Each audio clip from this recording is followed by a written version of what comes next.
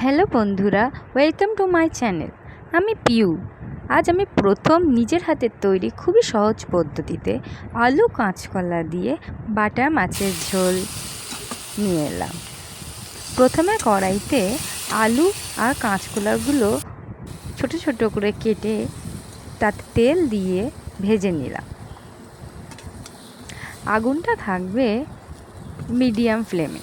আমি যেহেতু উনুনে রান্না করছি সেহেতু আঁচ আমি খুব জোরেও রাখিনি, খুব হালকাও রাখিনি, মিডিয়াম রেখেছি।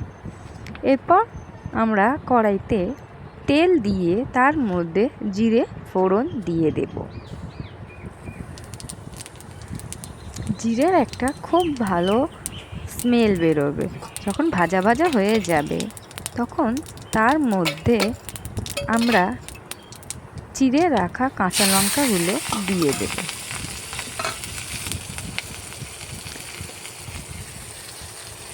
কাঁচা লঙ্কাগুলো যাতে ছিটকে ছিটকে তেলের মধ্যে থেকে এদিক ওদিক না যায় তার মধ্যে সামান্য পরিমাণ লবণ দিয়ে নেড়ে নেব।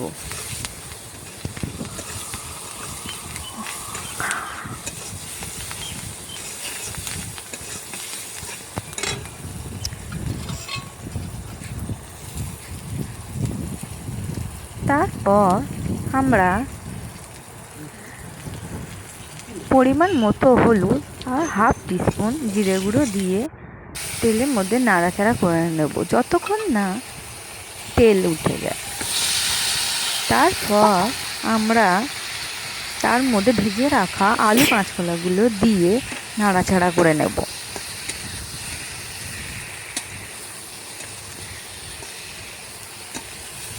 ভালোভাবে কষিয়ে নিতে হবে। ভালোভাবে কষানোর পর আমরা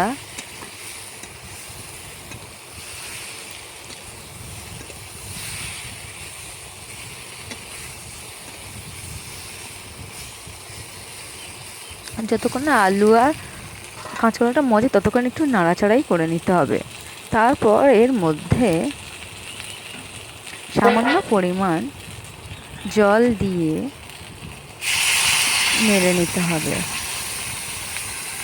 ভালোভাবে যখন নাড়াচাড়া করা হয়ে যাবে তখন তার মধ্যে যতটা পরিমাণ ঝোল রাখবে সবাই ততটা পরিমাণ জল দিয়ে দিতে হবে। ভালোভাবে যখন টকবক করে ফুটে উঠবে তখন তার মধ্যে একটা একটা করে মাছগুলো দিয়ে দেব।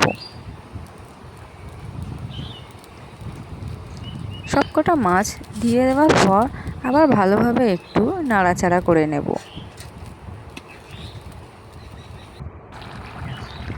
দেখুন আমাদের রান্নাটা শেষের মুখে জিরে গুঁড়ো দিয়ে এরপর আমরা তরকারিটা নামিয়ে নেব।